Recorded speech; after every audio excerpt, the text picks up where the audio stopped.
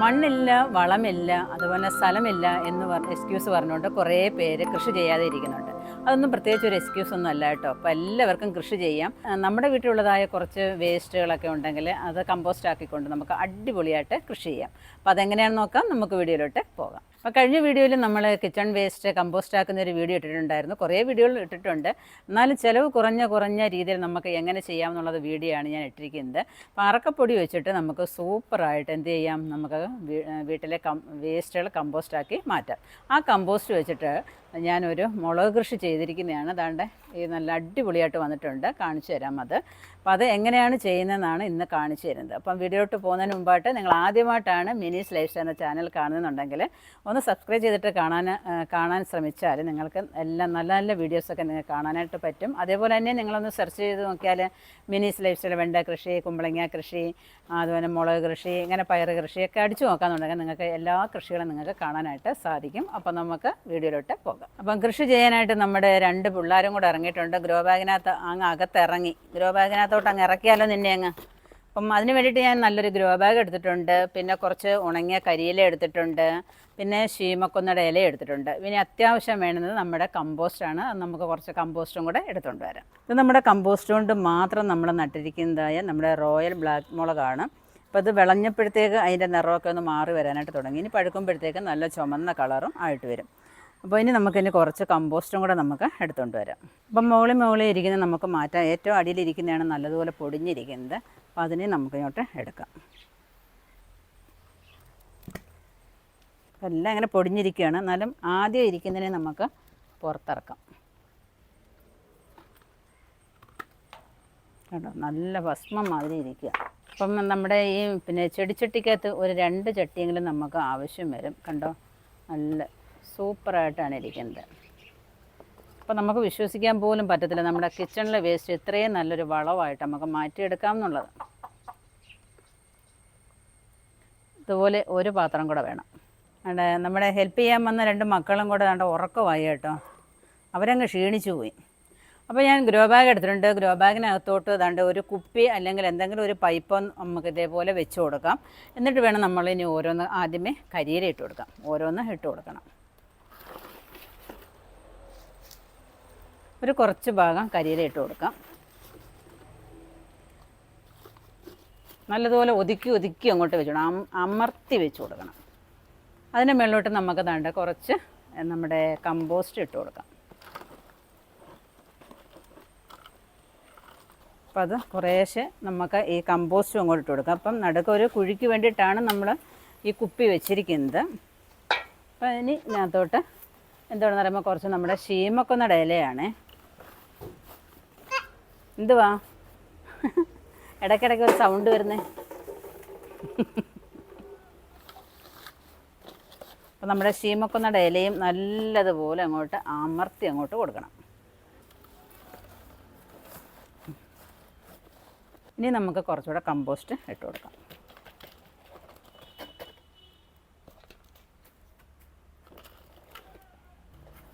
അപ്പം അങ്ങനെ ലെയറായിട്ട് നമുക്കതെല്ലാം ഇട്ട് കൊടുക്കാം. അപ്പോൾ ഒരു 3-4 ലെയറായിട്ട് നമ്മൾ കരിയിലയും ശീമക്കൊന്നയുടെ ഇലയും നമ്മുടെ കമ്പോസ്റ്റുമായിട്ട് ഇങ്ങനെ ലെയറായിട്ട് ഇട്ട് കൊടുത്തിട്ടുണ്ട്.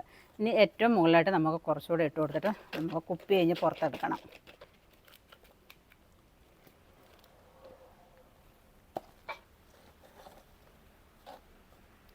ഇപ്പം നമ്മുടെ ഈ വേസ്റ്റിൻ്റെ കമ്പോസ്റ്റിനകത്തുണ്ടല്ലോ എല്ലാ വൈറ്റമിനുകളും അടങ്ങിയിട്ടുണ്ട്.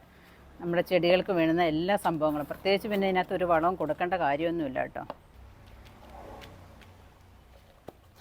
നല്ലതുപോലെ അങ്ങോട്ട് പ്രസ് ചെയ്ത് അങ്ങോട്ട് കൊടുക്കാം.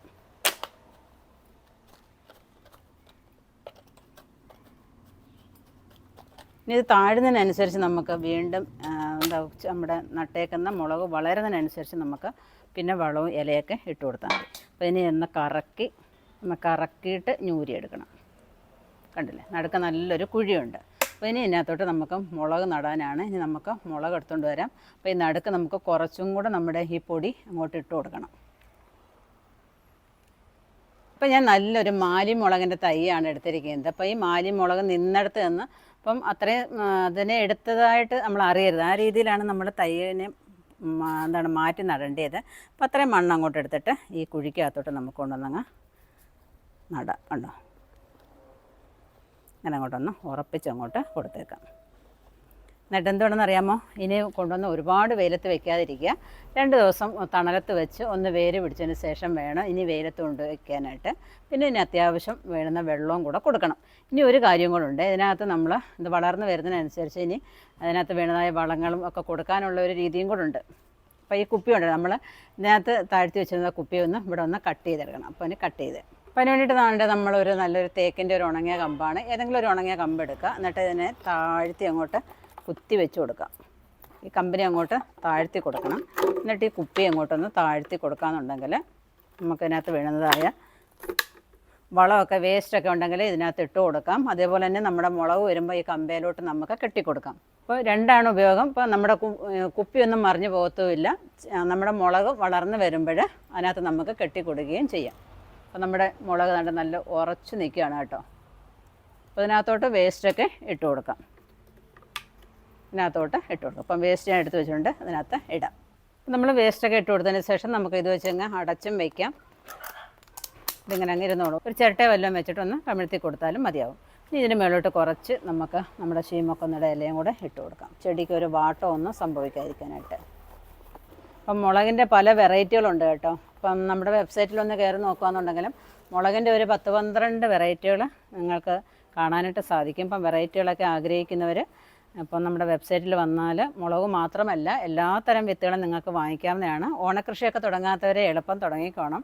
അതുകൂടാതെ തന്നെ നമ്മൾ പൊന്നാങ്കണ്ണി ചീര, ഏലയ്ക്ക, കുരുമുളക്, നല്ല പ്രീമിയം ഏലയ്ക്ക, കുരുമുളകൊക്കെയാണ്. അപ്പം നിങ്ങൾക്ക് അതും വാങ്ങിക്കാവുന്നതാണ്.